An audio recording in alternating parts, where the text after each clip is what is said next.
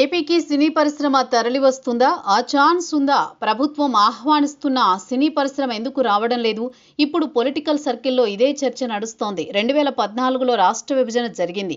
నవ్యాంధ్రప్రదేశ్కు తొలి ముఖ్యమంత్రిగా చంద్రబాబు బాధ్యతలు చేపట్టారు.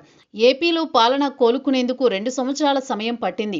పాలన గాడిలో పడుతున్న క్రమంలో అమరావతి రాజధాని నిర్మాణం ప్రారంభమైంది. ఇతరత్రా మౌలిక వసతుల కల్పనతో పాటు అభివృద్ధిపై చంద్రబాబు దృష్టి పెట్టాల్సి వచ్చింది. ఇంతలో 5 ఏళ్ల పాలన కరిగిపోయింది.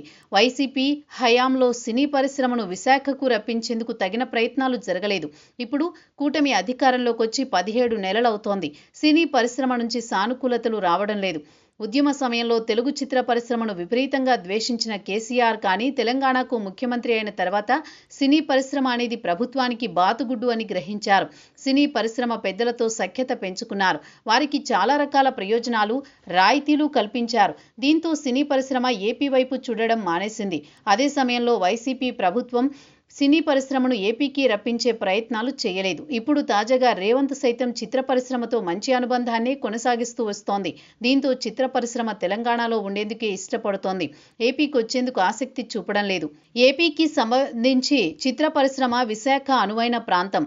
కానీ సినీ పరిశ్రమకు ఇక్కడికి వచ్చేందుకు ఆసక్తి కనబరచడం లేదు. చిత్ర పరిశ్రమకు సంబంధించి ఏపీలో వ్యాపారం కావాలి. కానీ ఇక్కడికి వచ్చేందుకు ఇష్టపడకపోవడం మాత్రం ఏపీ ప్రజల దురదృష్టకరం.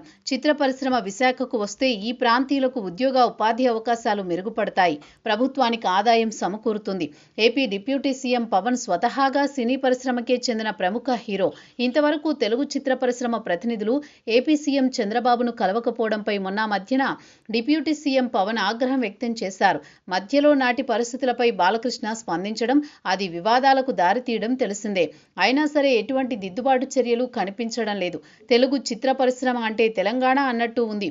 ఏపీలో వ్యాపారం తెలంగాణకు ఆదాయం అన్నట్టు మారుతోంది సినీ పరిశ్రమ వ్యవహారం. ఎప్పటికైనా ఏపీ ప్రభుత్వం సినీ పరిశ్రమను ఏపీకి రప్పించే ఏర్పాట్లు చేస్తుందా లేదా అన్నది చూడాలి.